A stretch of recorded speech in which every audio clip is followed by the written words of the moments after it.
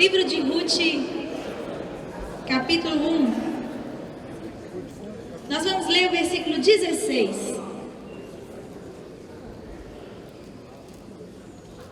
Ruth, capítulo 1, 16 e 17.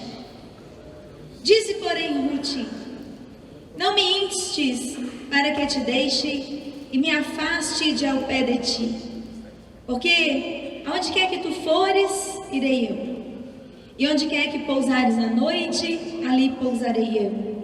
O teu povo é o meu povo, o teu Deus é o meu Deus. Onde quer que morreres, morrerei eu, e ali serei sepultada. Me faça assim o Senhor, e outro tanto, se outra coisa que não seja a morte me separar de ti. Amém. Oremos. Senhor, nós estamos diante da tua palavra, e a tua palavra, Senhor, é a coisa mais importante desse mundo, porque através da tua palavra nós podemos conhecer o Senhor, e quando nós conhecemos o Senhor, nós também conhecemos essa família de fé, os irmãos e irmãs, e nos tornamos um corpo e uma igreja, e nós estamos aqui hoje. E todas essas coisas aconteceram por causa da tua palavra, a tua palavra que é viva, encarnada em Jesus Cristo, nosso Senhor. Então nessa noite, Deus, em que estamos falando sobre pacto, sobre renovação de pacto, sobre aliança, nós possamos ter abertos os nossos corações, uns para com os outros, umas para com as outras, para que nós possamos sair daqui em aliança contigo, em aliança com a Igreja Metodista, porque esta é a seara que o Senhor nos chamou para servir, e em aliança com o povo de Deus em toda a face da terra, e uns com os outros, umas com as outras, como colegas e amigos, amigas de ministério. Oramos em nome de Jesus. Amém. Amém. Os irmãos e irmãs podem assentar-se. Esse texto da palavra de Deus, de acordo com o seu gênero literário, é uma novela. É uma história que tem um propósito de resgatar vários aspectos importantes para todo o povo de Deus, inclusive a origem do próprio Jesus. E acho que essa declaração de Ruth é tão emblemática, tão forte, uma coisa tão diferente, que até em casamento a gente vê essa declaração sendo utilizada como expressão de afeto, de amor. Mas eu gostaria de, nessa noite, refletir com vocês nesse texto, porque para mim Ruth coloca aqui alguns princípios de relacionamento. Não é só uma declaração que ela faz para uma amiga, ela põe princípios relacionais. E nós estamos hoje aqui falando sobre a renovação do pacto, que era um momento que o povo de Deus, chamado metodista, na época de Wesley, fazia, que tinha dois movimentos. Um movimento era o pacto que eles faziam entre si, como obreiros, não é? Nesse momento em que aqueles obreiros, pastores leigos, estavam ministrando ao povo de Deus, ainda não havia mulheres naquele grupo de nomeados, né? Mas esses pastores estavam ali e eles se aliançavam. Cada vez que acontecia uma conferência, eles faziam uma nova aliança de como deveriam se tratar uns aos outros, de como deveriam respeitar as suas diferenças, de como deveriam se unir e não permitir que qualquer sentimento de competição ou dificuldade entre eles levasse a rompimentos no corpo de Cristo. E o segundo movimento que eles faziam era da aliança com Deus, da fidelidade ao Senhor no exercício dos seus ministérios. E quando eu leio a história de Ruth, eu vejo uma série de situações que eu e você também passamos muitas vezes em nosso ministério, e que a interferência de uma outra pessoa, a presença de alguém amigo, pode mudar os rumos da história. Se a gente lê a história de Ruth e pensar a partir dos significados de algumas coisas que acontecem, a gente faria uma leitura mais ou menos assim. E sucedeu nos dias em que os juízes julgavam que houve uma fome na terra. E um homem da casa do pão de Judá saiu para habitar em Moabe, ele, a sua mulher e os seus 2 filhos. E era o nome desse homem: Deus é o meu rei. E o nome da sua mulher, Doçura.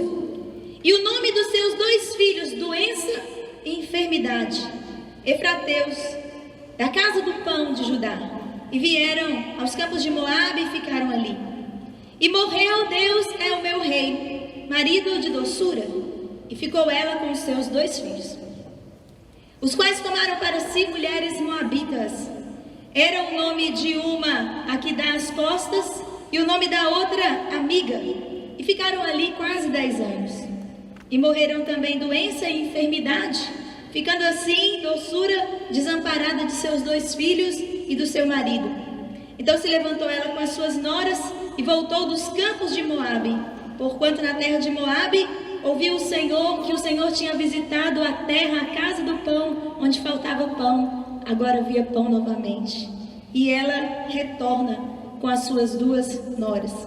E num momento decisivo, ela coloca para suas noras que não havia mais esperança, não havia expectativa, não havia filhos que ela pudesse gerar, não havia possibilidade de constituição de família. Então as 2 noras deveriam voltar e seguir as suas vidas.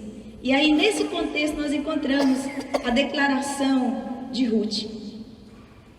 Eu quero dizer a vocês, amados irmãos e irmãs, que nós fomos chamados para servir ao Senhor, fomos chamadas para servir ao Senhor, e muitas vezes, quando nesse momento do nosso chamado, havia uma série de abundância para nós, e de promessas, e nós estávamos na casa do pão. Ninguém, eu acho, sai para o chamado ministerial endurecido, angustiado, aborrecido. O momento em que a gente sempre se sente chamado é um momento de efusão, de alegria. A maioria das vezes nós somos pessoas jovens e achamos que vamos mudar o mundo e revolucionar a igreja, que tudo vai mudar, porque agora Deus nos levantou para aquela tarefa. E isso é próprio, porque a força está com os jovens, é assim que tem que ser. Se assim não for, nada mudava nunca mesmo. Mas às vezes ao longo do caminho nós começamos a sentir falta de pão nessa casa do pão. E a declaração, Deus é o meu rei, às vezes perde força. E em algum momento pode desaparecer da nossa vista. E às vezes a enfermidade, a doença, a angústia podem se acercar de nós. E isso que nós geramos, embora o início fosse de doçura. Às vezes a doçura gera doença e enfermidade, porque ela sente a falta. E a ausência, a falta das coisas pode levar a doçura a gerar enfermidades. E agora a doçura se vê desamparada. E nesse momento que a doçura se vê desamparada, ela diz, agora eu já não sou doce mais. Agora eu sou mara, agora eu sou amargura. Nessa hora entra a amiga. E a amiga diz, eu não vou te deixar. Eu estou com você. Há alguns princípios nessa declaração de Ruth. O primeiro princípio que eu quero destacar, que eu vejo nesse texto, é a disposição de mudança.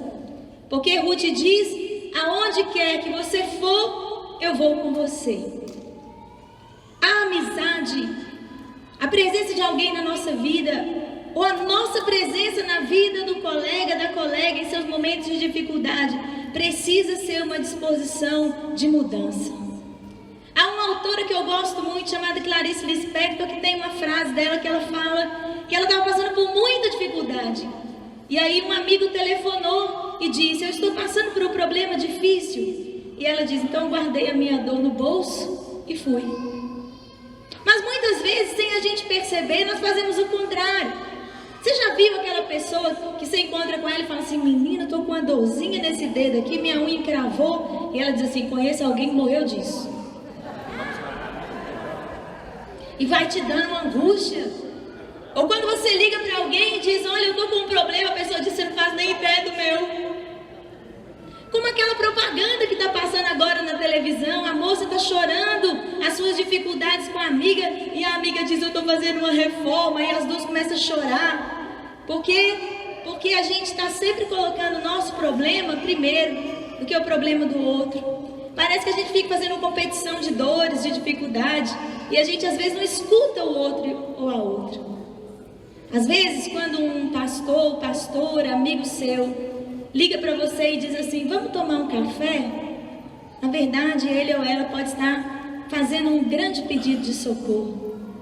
Aquele café pode ser a última tentativa de buscar esperança, porque a doçura está gerando doença e enfermidade e ela não sabe o que fazer. Ela não sabe como sair daquela situação. Mas o amigo diz: onde quer que você for, eu vou com você. Esse é um princípio de relacionamento que nós vemos em Jesus. E nós vemos em Jesus na expressão do evangelista João. Porque João diz assim: o verbo se fez carne e armou a sua barraca entre nós. É o que está escrito no original. Porque aonde que o povo de Deus se move com o seu povo.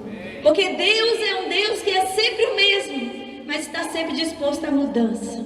Porque Ele se apresenta como nós necessitamos dEle. Ele muda a sua fala conosco, para que nós possamos compreendê-lo. E nos convida a fazer o mesmo em relação ao nosso irmão, à nossa irmã. Mas ao mesmo tempo que a gente precisa ter uma disposição de mudança, Ruth nos ensina isso, ela também coloca no momento seguinte uma disposição de permanência.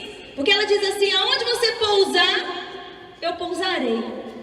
A minha amizade não é amizade de um momento. Quando você parar para descansar, eu também vou estar com você no descanso. E é isso que nós vimos quando Jesus está no caminho de Emaús com seus discípulos. E ele faz aquela menção de passar adiante, esperando que eles o convidem. Porque Jesus quer estar de boa vontade no meio de nós. Não quer forçar sua presença, não quer ser invasivo, ele espera o convite. E imediatamente, quando o convite vem, Jesus entra. Para quê, diz o texto? Entrou para estar com eles. Nós temos que ter a disposição, às vezes, de caminhar com uma pessoa um pouco mais de tempo e permanecer na amizade para que aquilo possa frutificar. Eu vejo isso na vida de Barnabé. Barnabé tem um ministério extraordinário que é sempre ficar com aqueles que ninguém está dando muito por eles. Ele ficou com Paulo quando ninguém estava dando muito por Paulo. E quando Paulo se exaltou e disse: eu não aceito, ele optou por ficar com João Marcos. E é por causa disso que nós temos tantas coisas que de outra maneira não teríamos. Amados irmãos e irmãs, nós estamos falando de uma igreja em discipulado. E nós dizemos para os nossos membros da nossa igreja, para as pessoas que caminham conosco todos os dias, que discipulado é relacionamento. Mas se nós formos observar bem, nós ainda precisamos aprimorar muito os nossos próprios. E a igreja está olhando para ver como eu lido com o meu colega, com a minha amiga, com o pastor, pastora que está comigo, para seguir esse modelo nos seus relacionamentos pessoais. A igreja está olhando para o pastor e para a pastora sobre como eles lidam com seus relacionamentos conjugais, para eles terem parâmetro. Eles estão olhando sobre como nós lidamos com os conflitos, para que eles percebam como é que eles podem lidar e elas podem lidar com os seus próprios. Que princípios nós estamos transmitindo? Que leituras as pessoas fazem quando olham a nossa fala e a nossa prática? O terceiro princípio que eu vejo que Ruth nos ensina é uma disposição de fé. O teu Deus é o meu Deus. A nossa amizade não é fruto só do ato de gostarmos um do outro, uma da outra, mas de compartilharmos a fé num Deus que transforma as nossas histórias. Eu posso contar para você o que Deus tem feito na minha vida. E você pode me contar o que Deus tem feito na tua vida. E é assim que nós podemos construir ministérios fortes. Nós contamos muitas vezes bênçãos que são alheias às coisas mais interiores da nossa vida. Nós contamos como Deus abençoa a nossa igreja. Nós contamos como Deus abençoa às vezes as coisas financeiras nossas. Mas quem de nós vai se levantar para dizer do quanto Deus tem transformado e abençoado o nosso coração, as nossas enfermidades, as nossas angústias, que é onde estão as dores mais verdadeiras do ser humano e que está todo mundo procurando resposta para elas?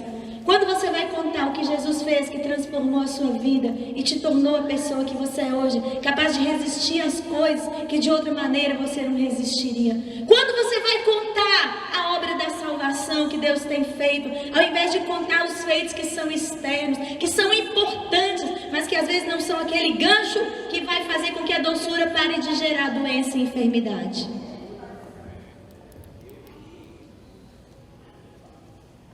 Ruth nos ensina o princípio da parceria. E ela nos ensina o princípio da parceria quando ela diz assim: o seu povo é o meu povo. Quando o profeta Jeremias escreve aquela carta aos exilados, ele fala uma coisa tão extraordinária que às vezes passa despercebido para quem está sofrendo em algumas situações. E ele diz assim: plantem árvores e comam do fruto.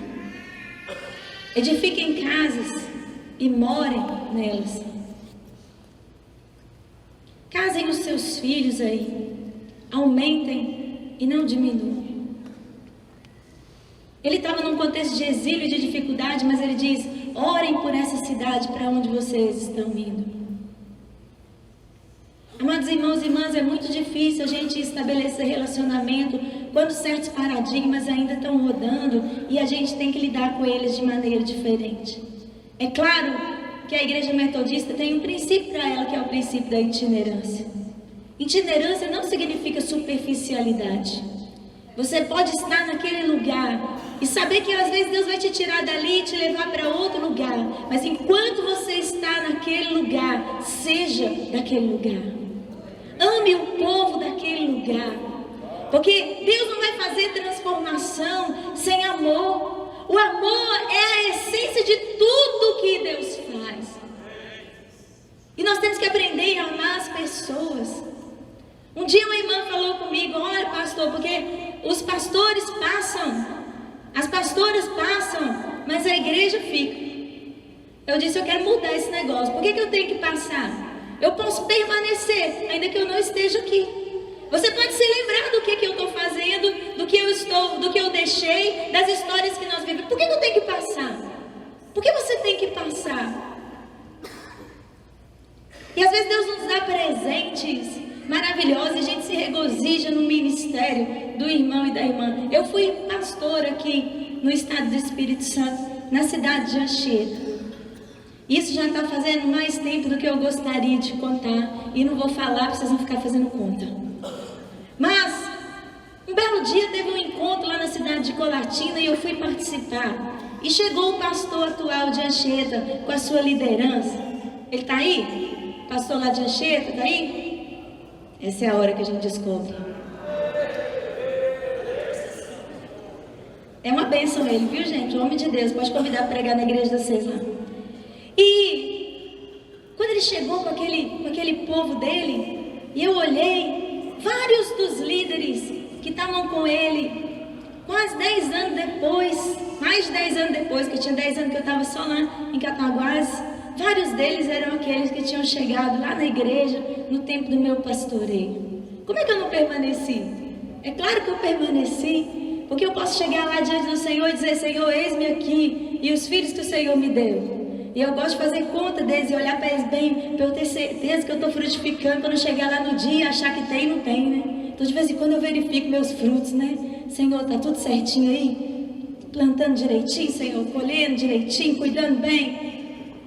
Amar o povo. E o povo percebe que nós precisamos nos aproximar e ter um senso de parceria com ele e com ela. É meu, é teu, é nosso. O povo de Deus, o pastor e a pastora nunca deve se sentir como alguém estrangeiro no lugar para onde está sendo nomeado. Porque o lugar da nossa habitação é onde o Espírito de Deus está e ali o povo de Deus se forma. E as pessoas sabem que quando você as ama, que você vai fazer tudo por elas, como Cristo amou a igreja. Esse é o modelo da entrega. Aquele povo é seu povo. Quando alguém fala mal, você se levanta. E quando alguém critica, isso é a mesma coisa de família, já viu? Um dia, quando eu era adolescente, meu pai não me permitiu fazer um negócio que eu queria. E aí então, eu comecei a reclamar com um amigo meu. Meu pai não devia ter deixado. Aí o meu amigo falou: seu pai é complicado mesmo. Logo eu me levantei. Não fala mal do meu pai, não. Não é esse o nosso espírito? Às vezes a gente até pode quebrar o pau, mas se alguém de fora falar: é o meu povo, meu coração está ali. E além daquela situação toda, Nós somos um povo porque nós temos o mesmo Deus.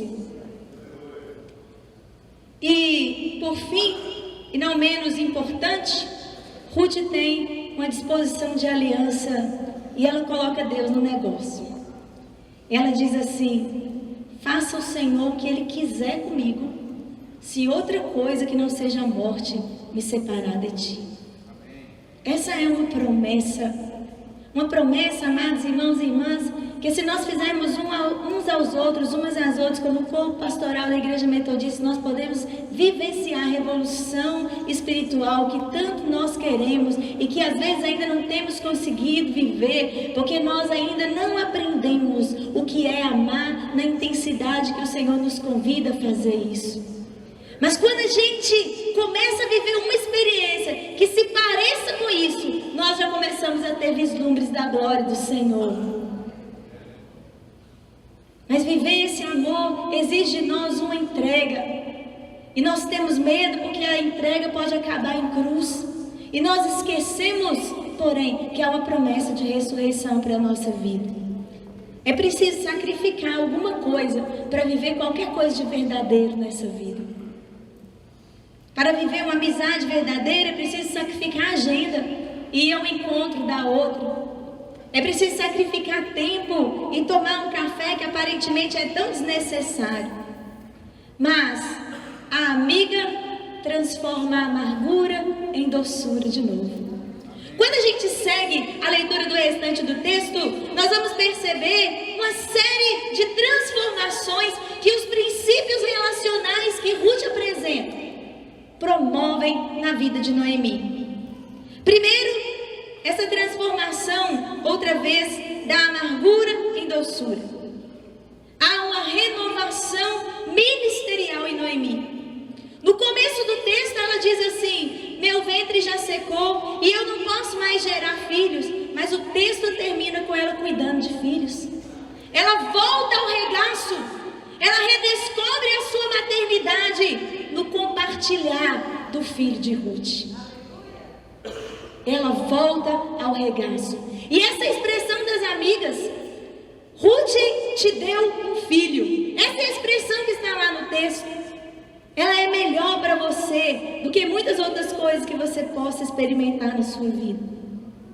Quem tem a oportunidade de viver uma amizade verdadeira sabe como isso é salvador em momentos extremos da nossa vida. A amizade, quando se apresenta e quando estabelece princípios de relacionamento, a amizade também permite a sobrevivência. Pensa bem, gente, naquele momento, naquela estrutura social, as mulheres dependiam inteiramente da subsistência, a partir da vida dos homens. E se esses homens lhes foram tirados, se a situação complicou, como elas poderiam sobreviver sozinhas? Porque havia apoio. Quando Deus, em algum momento da tua vida, te colocar em um desafio, uma situação, ou quando você mesmo se meter em alguma enrascada, que a gente faz isso às vezes, lembre-se que quando faltar para você toda a subsistência, há alguma amizade na tua vida que pode te sustentar. Você não está sozinho, você não está sozinha. Você tem que aprender a olhar para o lado e a descobrir alguém que está querendo compartilhar com você uma experiência. O seu ministério, que começou na doçura do chamado de Deus, não precisa gerar enfermidade e doença. Se você abrir o seu coração para encontrar uma Ruth para você, ou um Ruto, não sei, alguém que seja mão de Deus na sua vida, alguém que queira caminhar com você. Para fazer isso, você tem que abrir mão da autossuficiência, você tem que abrir mão do seu orgulho, você tem que abrir mão do seu jeito de saber tudo, porque Deus te chamou e você tem revelação do Senhor. Para às vezes dizer: Senhor, eu não entendo, eu me sinto abandonada e só. E veja, Jesus fez isso. No momento da sua vida que Jesus estava passando pela hora mais difícil, que era o momento do Getsemane, Jesus vira para aqueles apóstolos dele, para aqueles que a gente olha hoje e encontra neles todas as críticas possíveis. detonamos, coitadinho dos discípulos de Jesus, e fazemos exatamente a mesma coisa que eles muitas vezes. Mas naquela hora Jesus olhou para eles e disse assim: meu coração está angustiado até a morte, fica aqui comigo. Jesus pediu ajuda, por que eu não peço? Jesus não quis ficar sozinho, por que eu insisto em resolver sozinho? Por que eu insisto em resolver sozinha? Quando eu permito a amizade, há uma sobrevivência e há também uma resiliência. As duas voltam. A resiliência é a capacidade de se reinventar. As duas voltam. Elas vão colher espigas. Elas redescobrem herança. Elas redescobrem possibilidades juntas. E a história termina com o nascimento do ascendente de Jesus. Porque, amado irmão e irmã, quando você vive uma amizade verdadeira no teu ministério, você abre espaço para o cumprimento das promessas de Deus. E quais são elas? Onde estiver um ou dois reunidos em meu nome, ali estarei. 2 ou mais reunidos em meu nome, ali estarei no meio deles. Vão vocês juntos para Galileia, e lá eu vou aparecer para vocês. E eles estavam todos reunidos no mesmo lugar, e veio o Espírito Santo como chuva de fogo sobre eles. E todas as promessas aconteceram, porque o povo estava junto. Estavam unidos. E a disposição é tanta que lá no Antigo Testamento tem uma hora que Deus escolhe algumas pessoas e o Espírito Santo veio sobre elas de uma maneira sobrenatural e elas começaram a profetizar. E tinha 2 que estavam atrasados para a reunião e lá fora mesmo Deus tocou eles porque eles não estavam juntos fisicamente, mas o coração e o propósito eram um só. E às vezes você pensa que está sozinho, longe lá, naquela nomeação, às vezes um pouco mais distante do território. Mas se o seu coração estiver unido, o que Deus fizer na capital, Deus vai fazer na periferia. O que Deus fizer na periferia, Deus vai fazer na capital. Porque o corpo pastoral estava unido num só propósito. Só uma amizade verdadeira pode fazer com que a amargura saia da nossa vida e que a doçura possa recuperar o seu lugar, porque Deus nos chamou para a doçura. Deus chamou o povo dele para a terra que manda o quê? Leite e mel, é doce. É para isso que Deus chamou a gente, para a doçura. Deus chamou a gente para a alegria. Deus chamou a gente para o contentamento. Deus chamou a gente para a abundância. Deus chamou a gente para uma coisa que sempre se renova. E por causa de todas as atitudes que Ruth tomou, na decisão ativa de ser bênção na vida de alguém, Obed gerou a Davi e Davi gerou a Jesus. Deus quer gerar filhos e filhas espirituais através do teu ministério. Talvez você está aqui hoje e você se sente sozinho, sozinha. E você às vezes observa que teu relacionamento com as pessoas ainda é superficial. A igreja está esperando de você autenticidade. Às vezes eu aconselhava pessoas no gabinete sobre a vivência conjugal. E eu dizia para elas assim: você está numa crise no teu casamento. Pensa assim, 5 coisas que você aprecia no teu cônjuge. Enquanto você encontrar 5 coisas que você aprecia nele, tem jeito para qualquer relacionamento, porque você está vendo positivo. Olha para os seus amigos e amigas no ministério, encontre coisas para elogiar. E quando você puder fazer isso com honestidade, faça. Você às vezes está transformando a amargura dele em doçura novamente. Se ele fez para você ou ela fez alguma coisa que transformou você, que foi importante, fale disso. Quando tiver oportunidade, fale publicamente sobre isso. Porque você vai estar fortalecendo o ministério do teu irmão e da tua irmã. E quando você puder sinceramente reconhecer o que Deus tem feito na vida dele e dela, sem ressentir no seu coração, sem ser tomado pelos sentimentos da humanidade que às vezes nos vem, de competição, de orgulho, de vaidade, de inadequação, de insatisfação que a gente tem, então você terá encontrado o caminho da cura para o seu próprio ministério. Porque a gente precisa aprender a se regozijar no que Deus tem feito na vida do outro e da outra. É aí que o relacionamento encontra a sua realidade. Talvez você tenha perdido de vista que Deus é o teu rei em algum momento. Talvez a tua casa do pão tenha ficado mais ou menos sem pão, ou o pão já está meio dormido, está meio murcho, está faltando manteiga.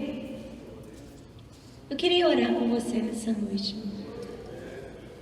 Eu queria dizer que há uma palavra de Deus para você.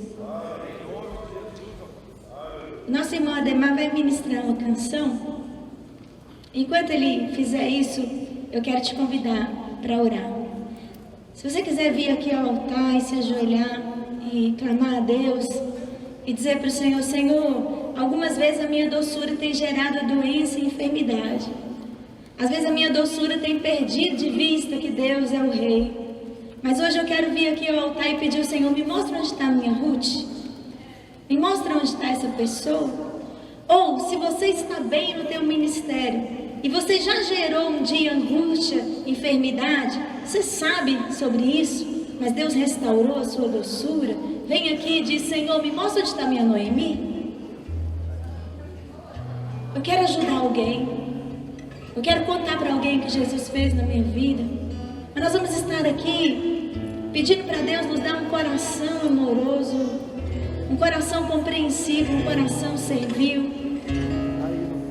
E eu pedi ao Ademar: olha que coisa linda, essa oportunidade, só Jesus faz essas coisas. Houve um dia na minha vida que eu estava muito angustiada. De vez em quando isso acontece. E eu tinha chegado na porta da minha casa e eu tinha que colocar o carro na garagem, depois de um dia tão difícil. E o carro é meu lugar de chorar. Eu viajo muito, fico na estrada e eu vejo as coisas, eu oro, tudo acontece dentro do meu carro. As grandes revelações de Deus acontecem na estrada. E aquele dia eu estava tão angustiada. Eu falei: Senhor, me dá uma palavra. Me dá uma palavra de que o Senhor está comigo. Porque a amargura tem sido grande, as dificuldades têm sido intensas. E o Senhor me respondeu desse jeito. Eu liguei o CD do carro, eu já tinha desligado o carro, eu liguei o CD e tocou essa música. E foi uma cura de Deus para mim. Eu bendigo o Senhor. Venha ao altar. Eu queria pedir aos bispos, a bispa, que quem estiver aqui na frente, se você puder, queria que vocês intercedessem pelos pastores. Há um poder quando as nossas autoridades põem a mão sobre nós, que é maravilhoso. Quem quiser ajoelhar, quem puder ficar de pé, não puder ajoelhar, fica tranquilo, tá? E você que está aí no seu lugar, e às vezes essa palavra hoje não foi específica para você, mas se você puder sair do seu lugar e vir aqui colocar a mão na cabeça do teu colega, da tua amiga, levanta também, vem interceder. É tão importante alguém colocar a mão na nossa cabeça, alguém reafirmar a nossa vocação. Ora junto. Vem com teu Espírito Santo sobre nós, Pai. O Espírito é o ajudador, o Espírito é o consolador, o Espírito é o ensinador, o Espírito é o capacitador, o Espírito dá poder, Senhor. E poder significa capacidade de fazer, capacidade de realizar. Deus amado, Deus querido, eu abençoo nessa noite os teus filhos e filhas que clamam a Ti nesse altar. Eu os abençoo, Senhor, com o Pai eterno, ministérios férteis, Senhor. Eu os abençoo, Deus, com amizades profundas e verdadeiras. Senhor eterno, que toda Noemi seja restaurada, Senhor. Que toda a doçura, Deus, do nosso ministério, toda a alegria, toda a leveza, todo o fluir da Tua graça venha sobre nós e seja restaurado, Senhor eterno. Ó Deus, que as nossas vidas entrem no regaço e que nós embalemos gerações, Senhor. Que nós produzamos vida, meu Deus.